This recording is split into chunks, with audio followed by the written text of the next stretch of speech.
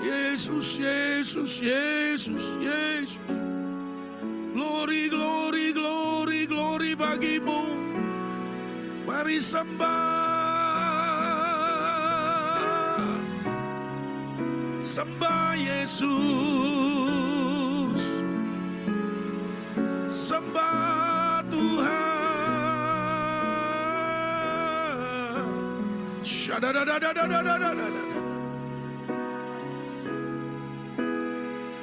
Bahwa kami makin melekat, bahwa kami makin dekat. Hidup takut akan Engkau, hidup mengasihi Engkau Tuhan.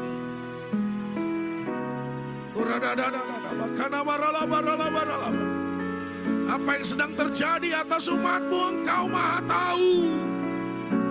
Yesus, lakukan yang terbaik. Jamah kami dengan kuasa-Mu, dengan urapan-Mu.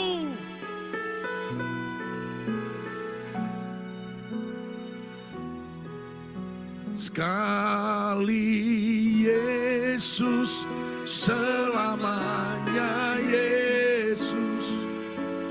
Harapanku tak akan hilang, karena kasih-Nya sekarang ku ada. Oh Yesusku, ku cinta Kau selamanya. Sekali Yesus, selamanya Yesus. Harapanku tak akan hilang, karena kasih-Nya sekarang ku ada. Oh Yesusku, ku cinta Kau selamanya. Kembali katakan, sekali Yesus selamanya. Sekali Yesus, selamanya Yesus. Harapanku tak akan hilang, karena kasih-Nya sekarang ku ada. Oh Yesusku, ku cinta Kau selamanya. Oh Yesusku, ku cinta Kau selamanya. Sekali lagi, oh Yesusku, ku cinta Kau selamanya.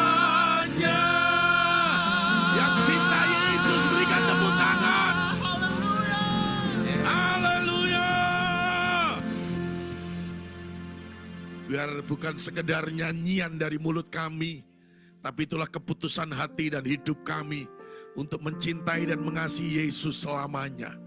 Apapun yang terjadi, kami akan tetap bersama dengan Tuhan Yesus. Firman-Mu menguatkan, meneguhkan iman pengharapan kami untuk tetap berserah, bersandar dan mengandalkan Tuhan. Sebab kami percaya Engkau tidak akan menyia-nyiakan orang-orang yang mengandalkan Engkau Tuhan. Dan biarlah firman-Mu membawa perubahan atas hidup kami, hati kami, spirit kami, untuk makin menyala-nyala dengan Tuhan Yesus. Segala kemuliaan kami kembalikan bagi nama-Mu. Dalam nama Yesus kami berdoa. Semua yang siap diberkati firman Tuhan, sama-sama katakan tepuk tangan bagi Tuhan. Silakan duduk. Pemain keyboard. Tuhan.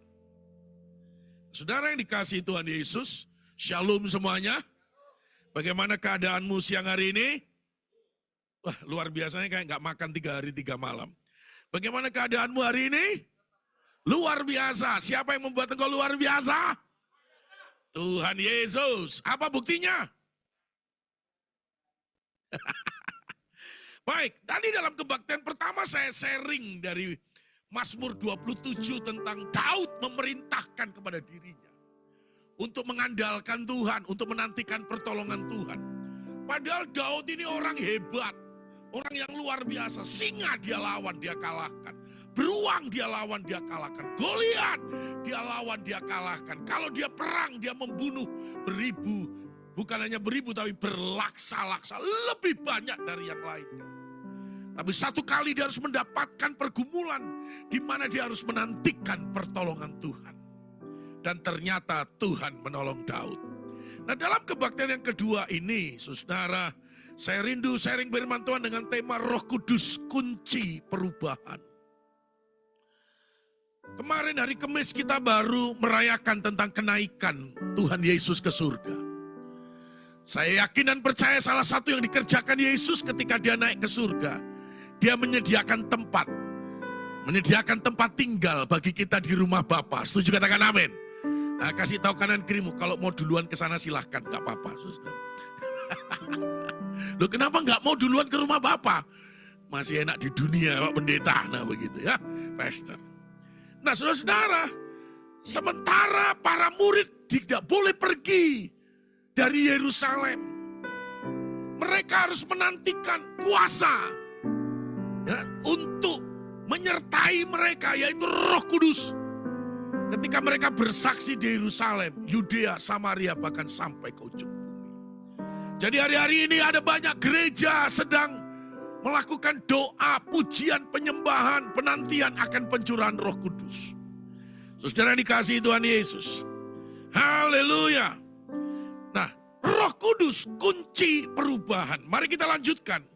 Kita baca firman Tuhan dari Yesaya pasal 32 ayat yang ke-15. Yuk kita baca sama-sama ayat ini. 1, 2, 3. Sampai dicurahkan kepada kita roh dari atas. Maka padang gurun akan menjadi kebun buah-buahan. Dan kebun buah-buahan itu akan dianggap hutan. Dari apa yang kita baca di sini saja kita bisa tahu. Tanpa Roh Kudus dicurahkan tidak akan terjadi perubahan. Ayo kita naikkan pujian ini. Mengalirlah kuasa Roh Kudus. Mengalirlah di tempat ini.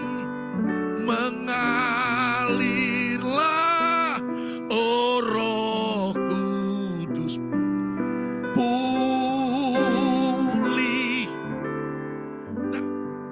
Tanpa mengalir kuasa Roh Kudus tidak akan terjadi pemulihan.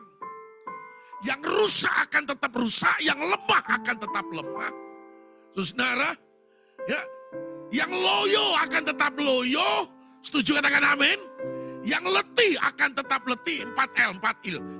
Loyo, letih, lesu, apalagi pengalamanmu, ayo. Lu lemot, apa lagi? Banyak lagi ternyata. Lapar, alah. Tadi saya udah makan coipan, mantap coipannya. Isinya 4, habis sama saya. Haleluya. Ada nasi kuning belum saya makan. Ada apa lagi, Pak? Bacang, belum dimakan juga. Pokoknya kalau makanan di sini enak-enak semuanya. Haleluya, hauce ya. Lapar, L lagi ya. Letih, lesu, lemah. Tidak akan terjadi pemulihan. Sama dalam ayat ini. Sampai dicurahkan Roh Kudus. Tidak akan terjadi perubahan. Saudara yang dikasihi Tuhan Yesus. Dari ayat yang ada. Padang gurun akan tetap menjadi padang gurun. Saudara, dan tidak akan terjadi. Tapi kalau Roh Kudus dicurahkan, maka akan terjadi perubahan. Setuju, katakan amin. Saudara rindu mengalami kuasa Roh Kudus lebih dahsyat lagi. Mengalami kuasa Roh Kudus lebih dalam lagi. Lebih dalam lagi. Ku cinta kau. Lebih dari segala yang ada. Lebih dalam lagi. Ku cinta kau Yesus. Ku mengasihimu. Pak, kebaktian kedua lebih los, Pak. Oke. Kita pulang jam 3 hari ini. Semua siap? Saya tidak siap, kamu sendiri aja sampai jam 3. Nah, saudara, pasal 32 di dalam kitab Yesaya ini, slide berikutnya.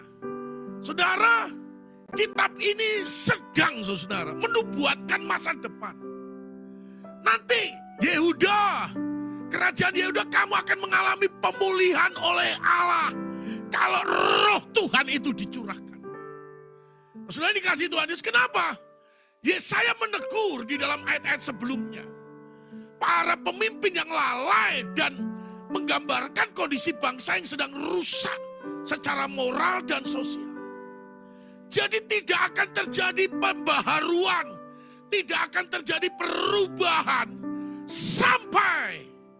Nah ini Bapak Ibu Saudara, dari pasal 32 ayat 15 tadi, kita menemukan 3 poin penting dari ayat itu. Kalau kita belajar homiletika, ini namanya khotbah tipe tekstual. Dari satu ayat kita uraikan. Yang pertama, slide berikutnya, maka kita dapati sampai dicurahkan roh Tuhan dari atas. Apa ini maksudnya? Kata sampai, slide berikutnya, menunjukkan bahwa semua kehancuran dan ketidakadilan, dosa dan kejahatan jauh dari Tuhan. Yang disebutkan sebelumnya akan terus berlangsung sampai terjadi campur tangan ilahi. Untuk memudahkannya, saya akan membawa saudara pada satu contoh tokoh dalam Alkitab. Siapa Pak? Petrus. Sebelum Yesus ke Yerusalem, Petrus ini saudara ingin menggagalkan misi daripada Yesus. Dia tarik jubah Yesus. Lalu dia ngomong, guru, sekali-kali engkau tidak akan menderita, tidak akan sengsara, tidak akan mati guru. Padahal tujuan Yesus, misinya ke dunia ini untuk menebus dosa. Setuju katakan amin? Nah tiba-tiba Yesus berkata, nyah kau iblis kepada Petrus. Kenapa? Karena pola pikir Petrus yang tidak memikirkan kerajaan Allah, kehendak Allah, tapi dunia dan dikuasai oleh iblis, saudara. Yang kedua, begitu Yesus ada di Taman Getsemani. Kalau saudara membaca dalam Matius 26, maka Yesus berdoa, murid-muridnya ngapain? Kok tahu? Pengalaman ya. Murid-muridnya tidur. Dan yang ditegur juga Petrus. Tidak sanggupkah kamu berjaga-jaga hanya 1 jam saja? Harusnya menjadi jam-jam doa, ternyata diganti menjadi jam. Ada yang begitu enggak di rumah? Ada enggak? Orangnya datang enggak sini hari ini? Oh ada, bertobat kau. Itu Petrus. Begitu Yesus ditangkap, Yohanes 18, saudara, ayat 10, Petrus keluarkan pedangnya. Ngapain Pak? Motong telinga orang. Ini Petrus ini. Bayangin, di sini ada yang potong telinga orang. Telinga B1, alah. B2. B2 ya. Nih lihat ini Petrus nih. Kok sadis? Ya itu Petrus. Begitu Yesus ditangkap, dibawa. Petrus ditanya lagi. Engkau kan salah seorang murid dari Yesus. Tidak, ngapain dia? Nyangkal. Gak mau mengakui kalau dia murid Yesus. Bahkan Matius 26 ayat 74 dia ngomongin, aku bersumpah dan mengutuk tidak kenal orang itu. Kasih tahu kanan kiri, kamu jangan sampai gitu ya. Itu Petrus itu. Sampai dicurahkan roh dari atas. Petrus akan menjadi Petrus yang sama. Tidak ada perubahan. Haleluya.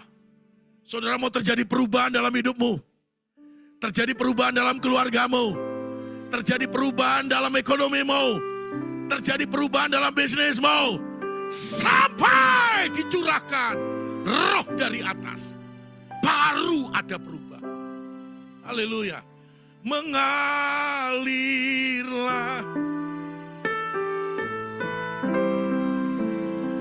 Mengalirlah. Mengalirlah.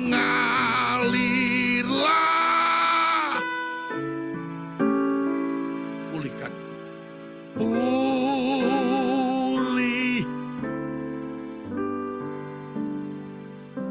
Contoh yang kedua, Paulus. Yang tadinya namanya siapa?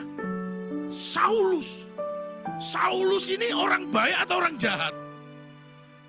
Jahat menurut pengikut Kristus. Tapi menurut orang-orang Yudaisme kepercayaannya, wih, Saulus itu pembela agama.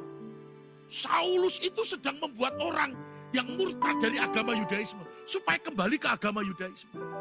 Tapi kalau menurut pengikut Yesus, saudara dan saya, Saulus ini jahat. Ditangkap-tangkap ini lagi ibadah kayak begini. Sama dia disiksa, dianiaya, dijebloskan ke dalam penjara. Ditangkap-tangkap ini kayak sini pemimpinnya siapa? Marko, cocok jadi Stefanus. Diapain dia?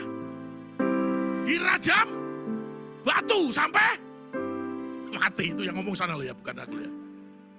Tuh Bapak Ibu, itu Saulus. Bayangin di depan matanya, bahkan bajunya Stefanus ditaruh di bawah kakinya, dilempari batu, lempar. Saya yakin bukan semenit dilempari langsung mati, bisa jadi 1 jam 2 jam dilemparin batu terus-terusan baru mati. Ih, kasih tahu kanan kiri, sadisnya luar biasa. Sampai dicurahkan roh dari atas. Orang yang hidupnya seperti itu akan tetap jahat, akan tetap penuh dengan dosa. Halo? Siapa yang masa lalunya baik-baik angkat tangan? Yang masa lalunya jahat gak usah angkat tangan kau. Ku telah mati dan tinggalkan apa?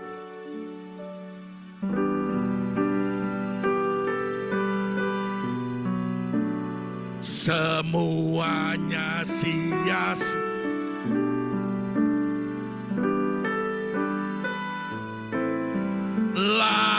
Lagi hidup ini ku letakkan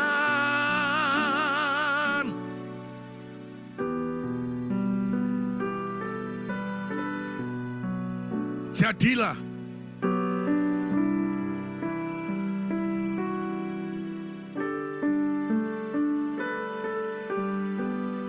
kasih tahu kanan kirimu, sudah mati kita terhadap manusia lama.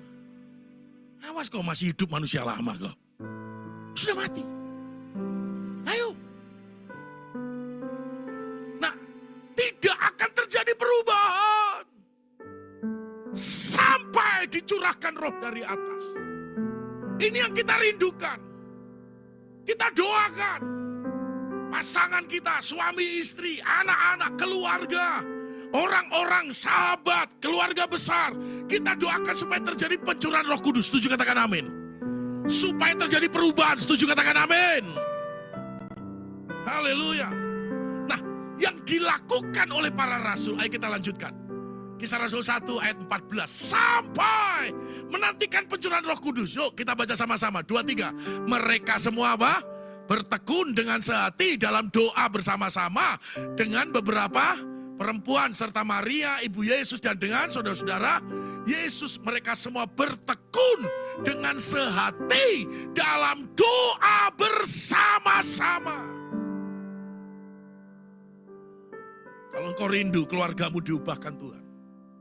Ibu-ibu kalau engkau rindu suamimu makin diubahkan oleh Tuhan. Bapak-bapak kalau engkau rindu, saya percaya bapak-bapak di sini baik-baik semuanya. Yang amin cuma 2 orang. Saya percaya ibu-ibu di sini baik-baik semuanya. Itu tidak ada air laut yang menggarami. Makanya ada bapak-bapak yang batuk-batuk. Percaya Pak, istrimu akan berubah Pak ya. Haleluya. Wanita itu 25.000 kata sehari. Pria itu 5.000 kata, jadi 5 kali lipat wanita.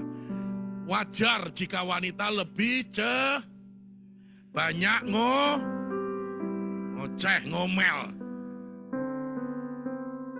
Makanya kalau lagi berdoa di rumah, suruh istrinya yang berdoa syafaat.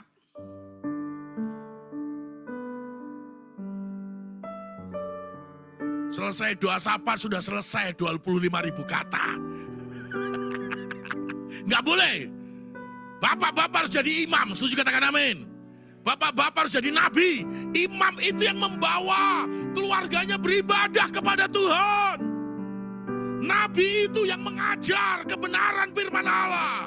Raja itu yang membuat keputusan sesuai dengan kehendak Tuhan.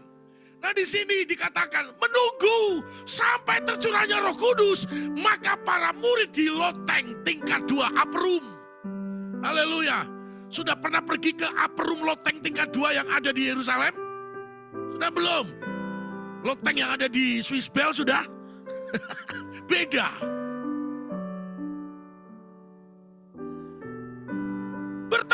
Bertekun itu artinya sesuatu yang dilakukan dengan konsisten, dengan komitmen, terus menerus, sehati. Saya jujur mau tanya ya, ada nggak orang-orang yang mengecewakan dalam hidupmu? Ada ya? Ada nggak orang-orang yang melukai hatimu? Ada ya, pepatah Tionghoa berkata, orang yang berpotensi untuk melukai hati itu orang yang paling dekat. Ya kan? Ibu-ibu, siapa yang paling dekat dalam hidupmu?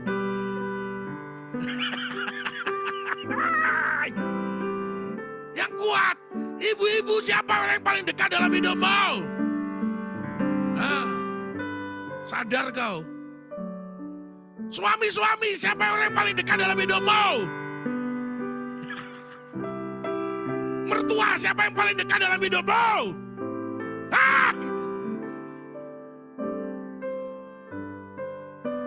Tapi harus diubah. Mengampuni lebih sungguh. Mengampuni lebih. Tuhan lebih dulu apa?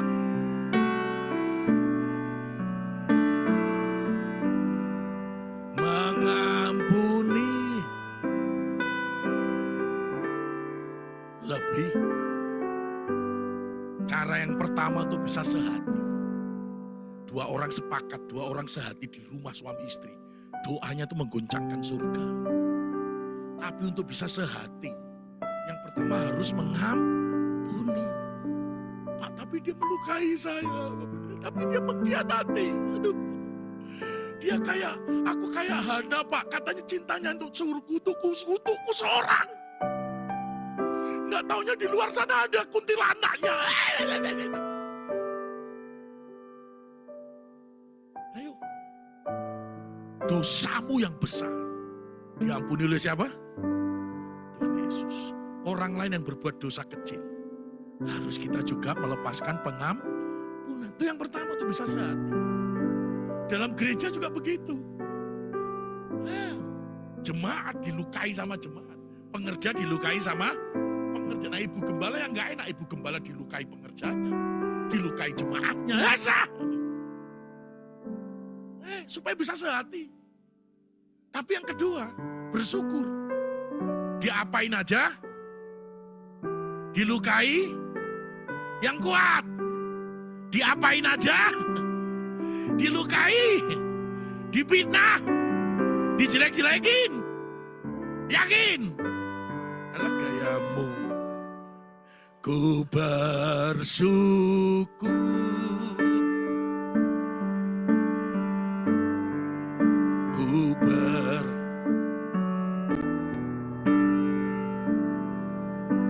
Buat kasih setia. Buat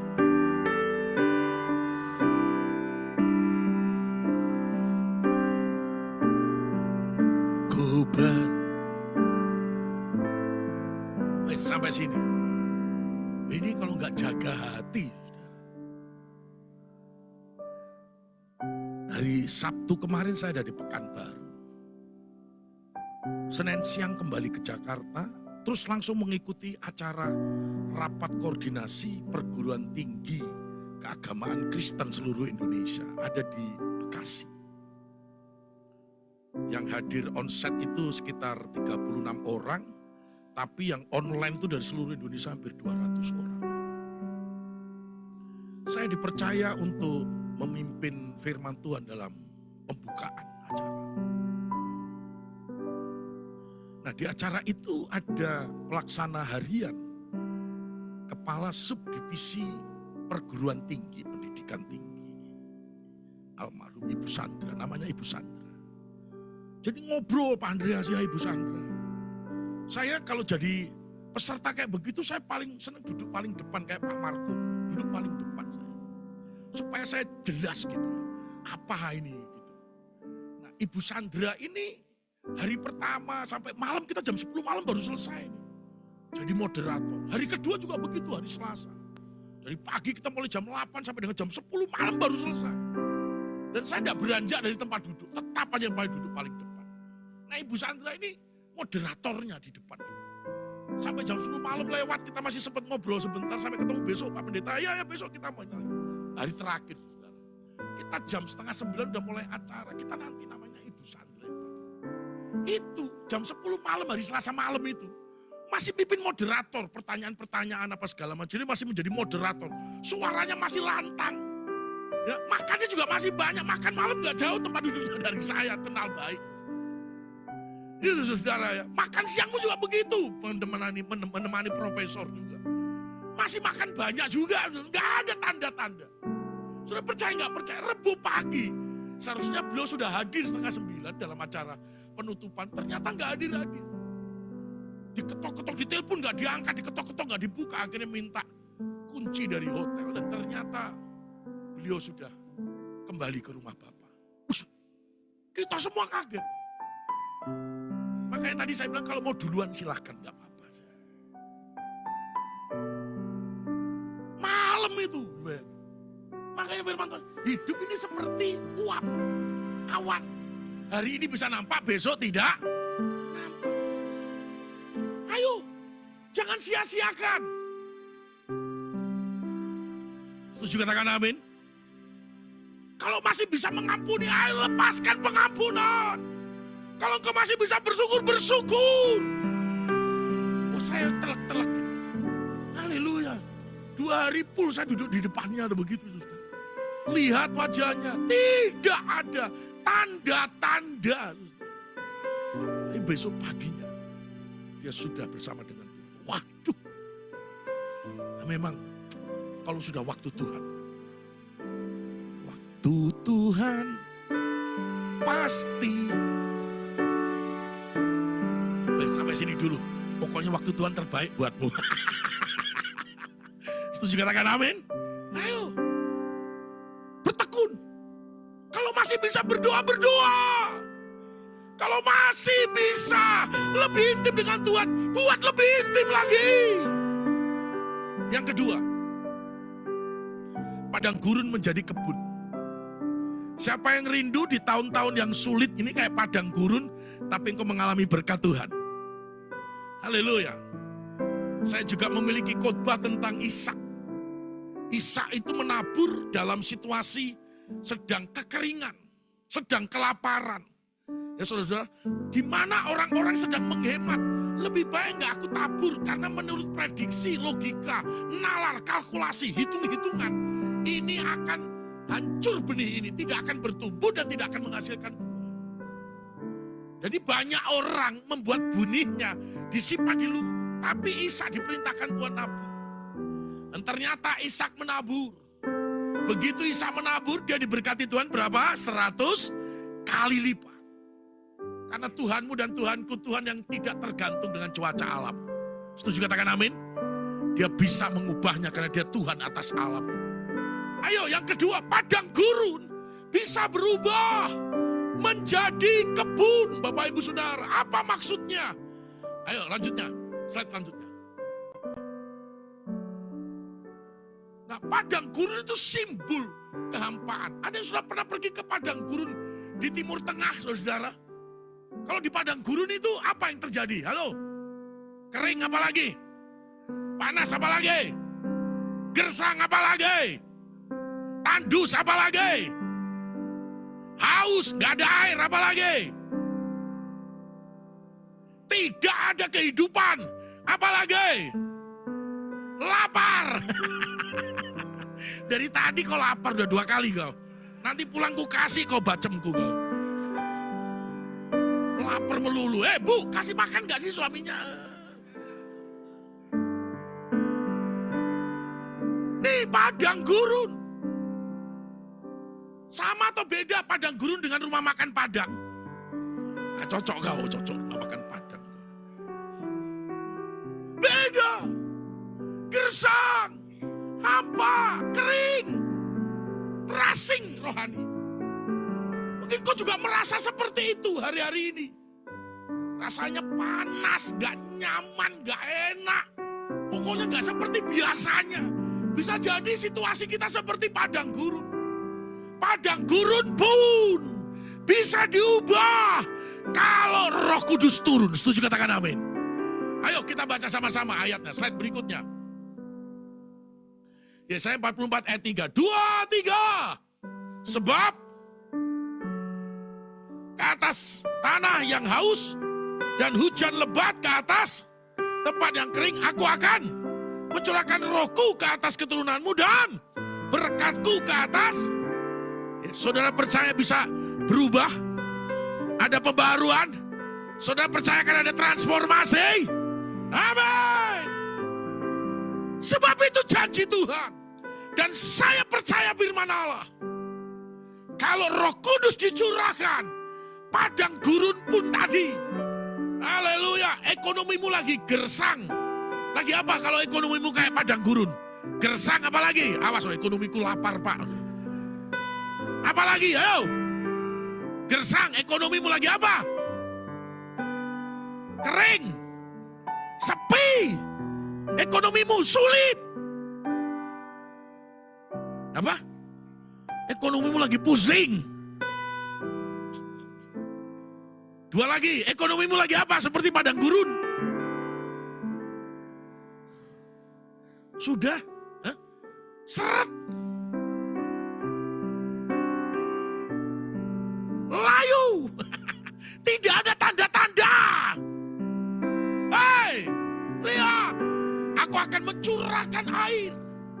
Ya, Roh Kudus dicurahkan. Seperti air hujan yang keras, yang lebat, saudara. Ke atas tanah yang kering. Saudara percaya kalau Roh Kudus turun atas hidup akan terjadi perubahan? Seperti Ishak tadi. Harusnya kekeringan menurut prediksi, menurut BMKG, menurut cuaca, menurut ramalan, menurut kalkulasi manusia. Benih itu harusnya mati karena musim kemarau. Tapi ternyata Tuhan ubah. Benih itu menghasilkan 100 kali lipat. Ayub itu juga kondisinya. Begitu diuji minus. Sekali lagi. Udah gak punya apa-apa. Tapi roh Tuhan Yesus bisa mengubah. Di endingnya Ayub 42. 2 kali lipat dari sebelumnya. Ini juga penuaian jiwa-jiwa. Setuju, katakan amin. Saudara rindu tempat ini penuh sesak dengan jiwa-jiwa baru. Saudara rindu tempat ini akan menuai berkat-berkat Tuhan secara jasmani. Ayo berikan tepuk tangan bagi Tuhan kita. Aku percaya Tuhanku dahsyat. Kau turun memulih. Aku percaya.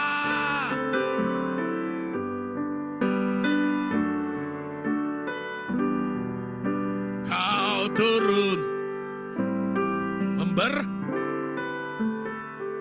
kasih tahu kanan kirimu, jadilah sesuai percayamu. Setuju, katakan amin. Ayo. Bagi saya tidak mungkin Pak Pendeta, yes. Bagi kamu tidak mungkin. Tapi bagi Tuhan yang kamu sembah, bagi Tuhan yang kamu percayai, tidak ada yang mustahil bagi Dia. Bagi Tuhan,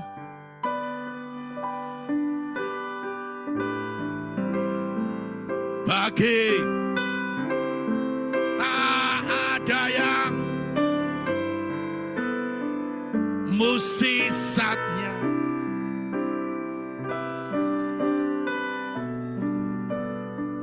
Kudi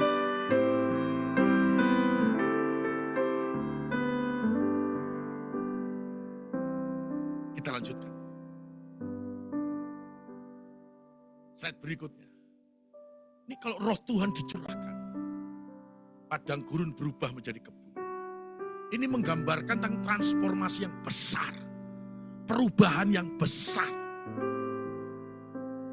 Dari kematian menuju kehidupan.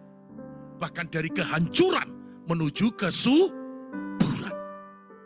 Wow. Haleluya.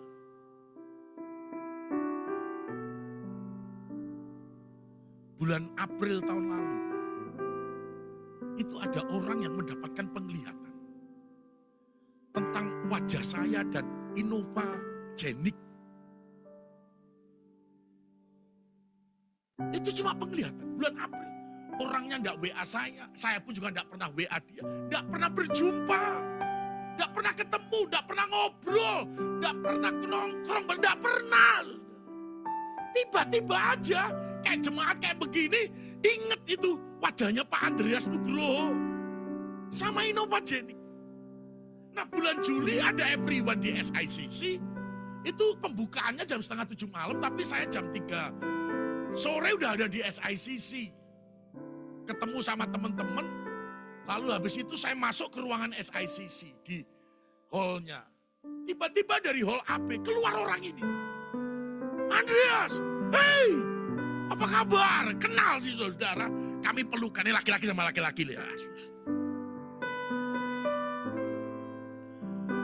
Nah dia cerita, waktu lihat saya tiba-tiba dadanya tuh tersentak. Beks. Dia harus mesti ngomong, Andreas, saya bulan April, begitu dia cerita. Itu lihat wajah Bapak sama Innovagenik. Bapak pakai Innovagenik, oh enggak. Belum, tanda-tanda zaman debu. Saya enggak pakai, saya pakai mobil biasa, istri saya juga biasa. Oh enggak pakai mobil Genik Bapak, enggak. Oh ya sudah, saya sudah tahu. Ketemu tuh enggak sampai 10, bayangin di antara ribuan orang. Tiba-tiba malamnya saya di WA, Pak minta foto KTP-nya, saya kasih. Habis itu besoknya lusa, 3 hari nggak ada omongan apa-apa, nggak ada WA apa-apa. Kan saya nggak mungkin serang dia, mana Pak Inovanya, nggak boleh. Saya juga nggak tahu apa-apa. Itu tanggal 3 Juli. Sampai 26 Juli, tiba-tiba ada WA, Pak, tanggal 3 Agustus, Inovanya bisa diambil, Pak. Hey. Belum tepuk tangan, belum selesai. Ternyata 3 Agustus itu MDPJ di Sentul. Saya cuma punya 2 pilihan ini. 1, ambil mobil dan tidak ikut MDPJ. Ikut MDPJ dan tidak ambil mobil. Ada. Kalau kamu pilih mana? Ambil mobil atau ikut MDPJ? Ambil apa? Mobil ya. Pantesan gak dikasih kau. Saya jujur, Pak mohon maaf. Tanggal 3 Agustus saya harus MDPJ ke Sentul sampai sore. Serius. Itu tanggal 26. Wah berarti gak tahu nih kapan lagi kan begitu toh. Nah besoknya tanggal 27 hari Sabtu. Tiba-tiba saya di WA lagi siang-siang. Saya lagi jalan sama istri sama anak saya. Pak, ternyata mobilnya bisa diambil sekarang tanggal 27 Juli. Apakah Bapak bisa? Bisa!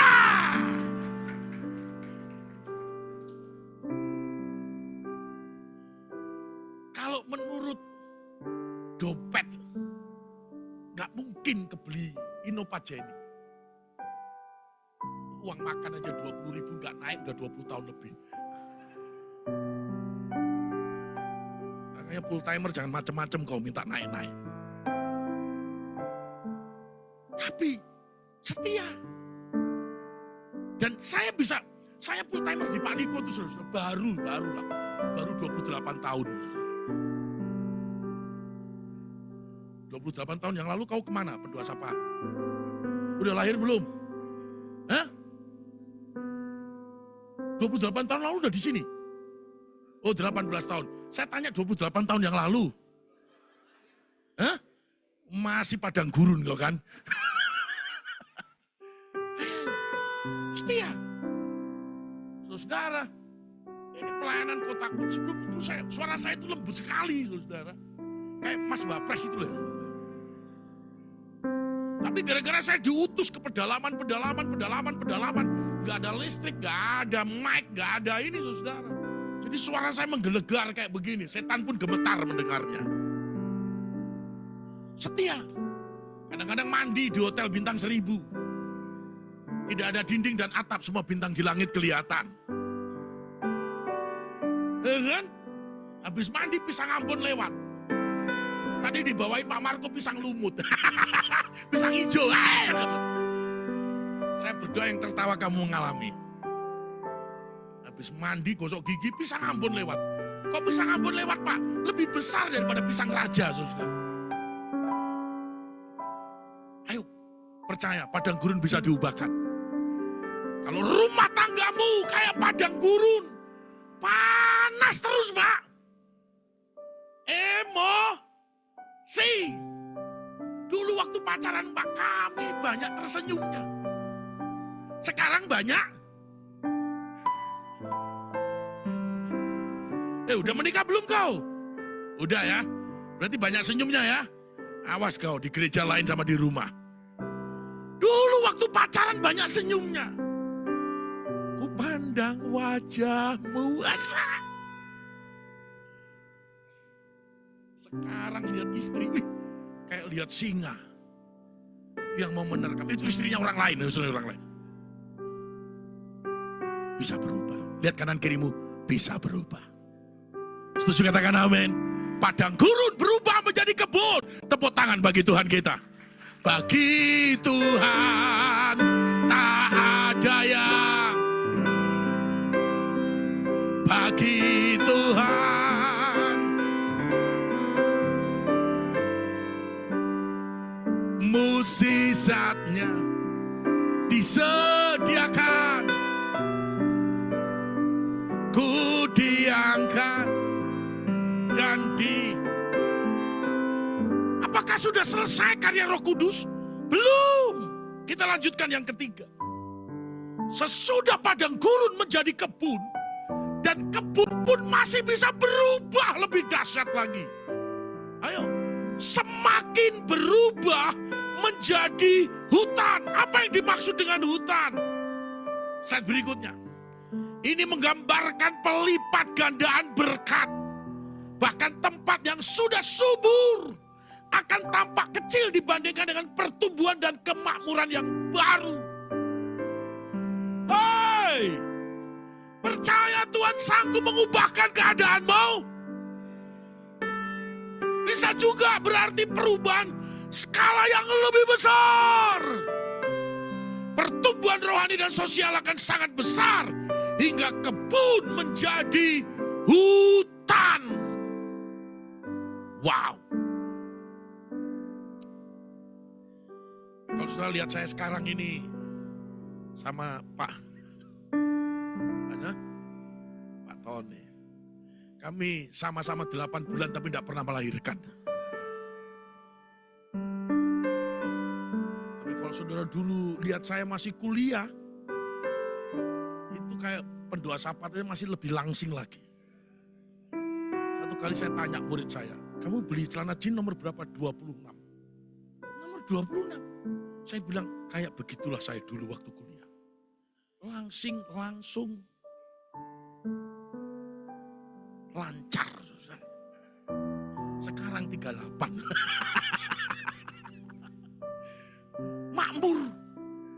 Makmur, saudara. Ya Pak ya, makmur ya.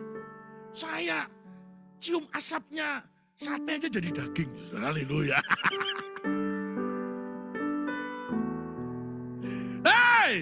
Tuhan bisa mengubah keadaanmu. Setuju katakan amin. Ayo kalau Roh Kudus turun. Haleluya. Wah, waktu saya baca ini.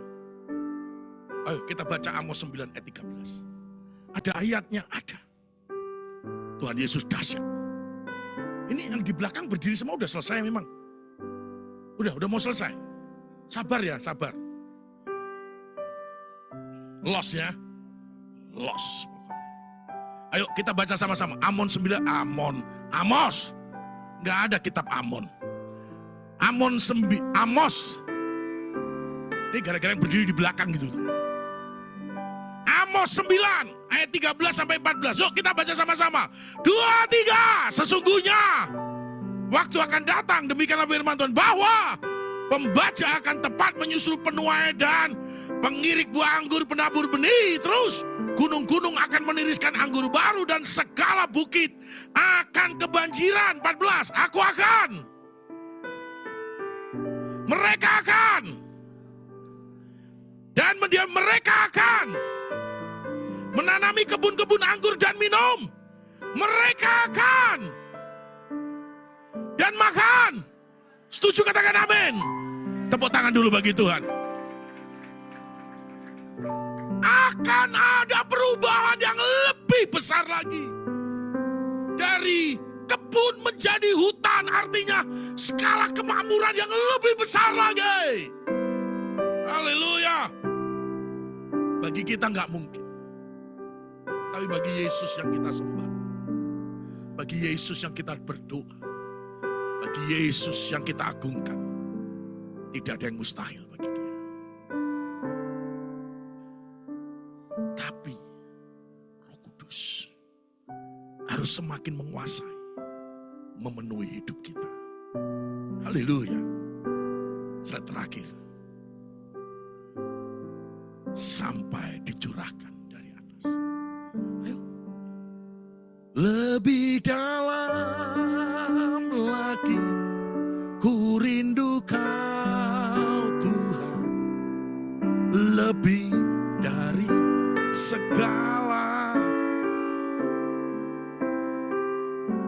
lebih dalam lagi ku cinta Kau,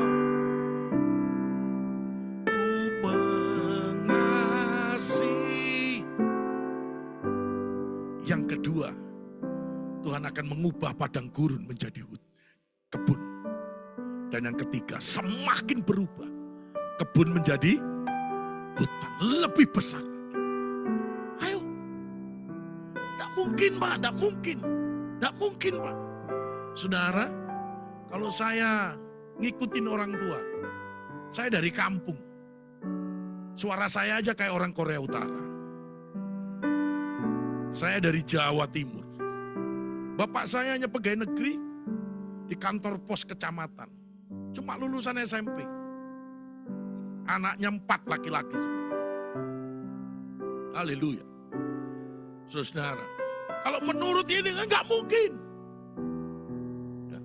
Pegawai negeri rendahan, saudara, anaknya 4 sekolah semua.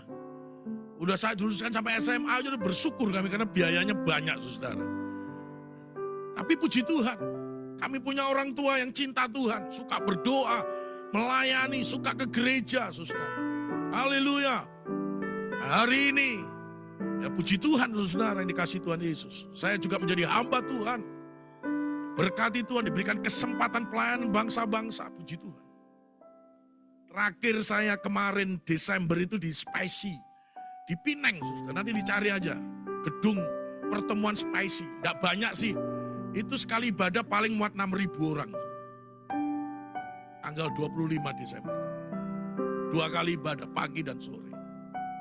Haleluya. Saya pengkhotbah Pak Jeffrey siapa tuh? Jeffrey Chandra yang menyanyi lagu. Ayo, siapapun di tempat ini, jangan batasi Tuhan karena kau melihat dirimu.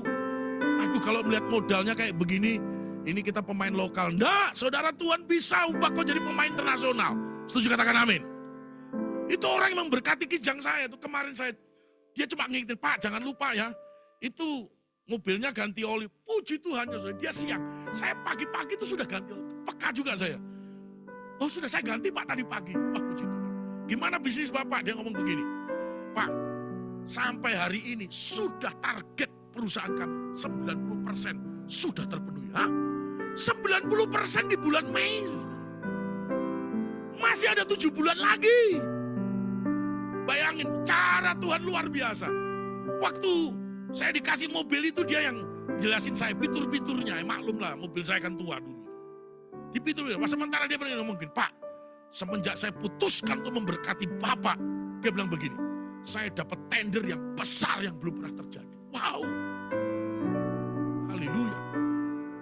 Ada banyak cara Tuhan mengubah hutanmu menjadi, kebunmu menjadi hutan. Setuju, katakan amin. Kalau Roh Kudus turun. Siapa yang rindu lebih lagi? Dipenuhi oleh Roh Tuhan. Mari angkat tangan. Lebih dalam. Worship leader, singer. Rindu kau. Lebih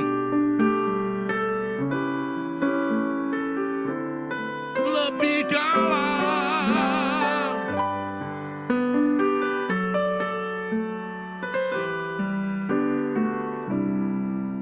Ku mengasihimu. Satu hal yang ku rindukan, ya Tuhan. Mari bangkit. Selalu berada Di dekatmu dengan segenap hati, dengan segenap jiwa, ku menanti di hadiratmu. ulangi satu hal yang ku rindukan, ya Tuhan, selalu berada di dekatmu dengan segenap hati, dengan segenap jiwa, ku menanti di hadiratmu. katakan dari hatimu, lebih dalam lagi ku rindu Kau Tuhan, lebih dari segala yang ada. lebih dalam lagi ya, ku cinta Kau Yesus, ku mengasihi. Sekali lagi. Lebih dalam lagi ku rindu Kau Tuhan, lebih dari segala yang ada. Lebih dalam lagi ku cinta Kau Yesus, ku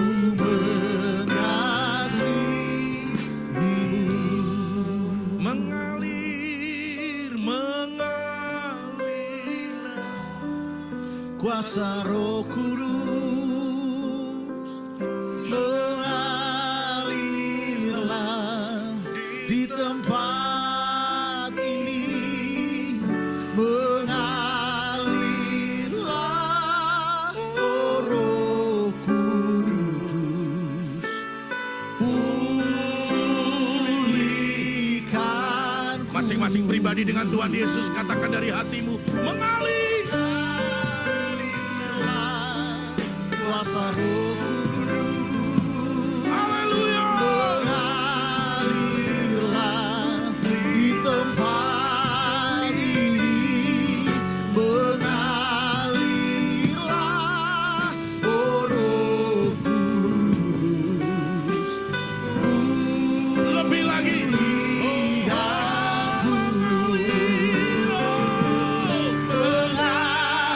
mengalirlah kuasa Roh Kudus, mengalirlah di tempat ini, mengalirlah oh Roh Kudus, Ayo sembah. Sembah Yesus, sembah. Shanananamo.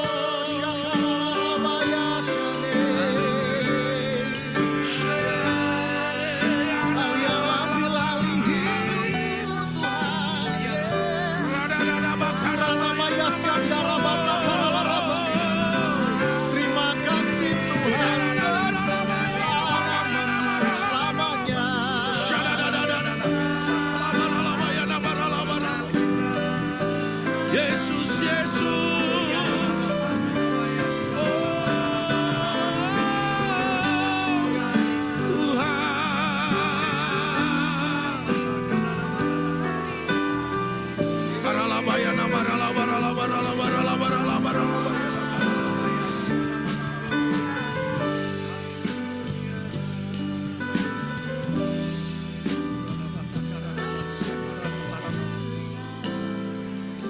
Tundukkan kepalamu dengar baik.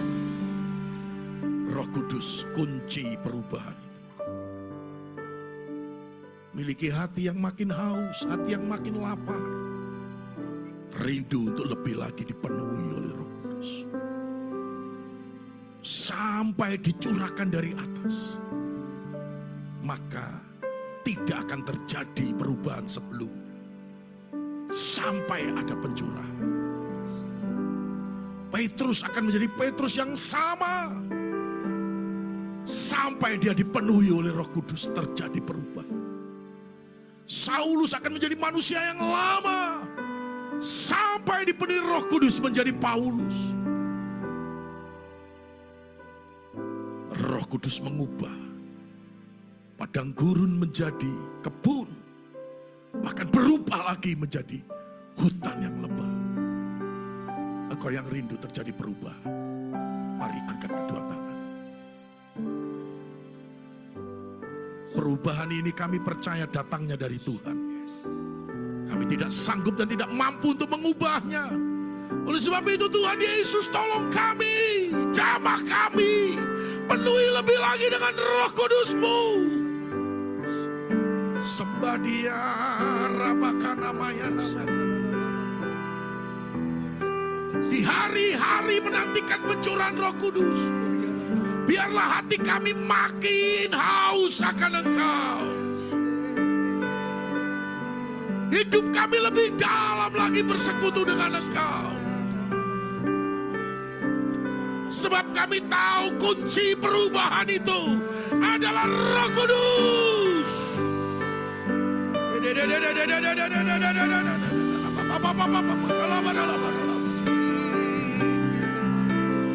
Penuhi gerejamu, penuhi umatmu, penuhi pribadi-pribadi dengan Roh-Mu.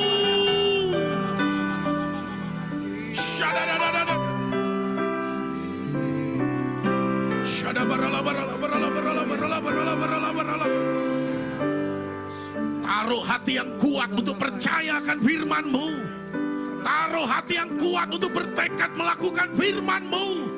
Taruh hati yang kuat untuk hidup dalam firman-Mu. Supaya kami lebih lagi dikuasai dan dipenuhi oleh Roh-Mu yang kudus. Berkati setiap kami. Dan kami percaya ada perubahan. Padang gurun menjadi kebun. Dan kebun berubah menjadi hutan. Terima kasih Bapa. Dalam nama Yesus kami berdoa. Yang percaya firman Tuhan sama-sama katakan. Amin. Tepuk tangan bagi Tuhan.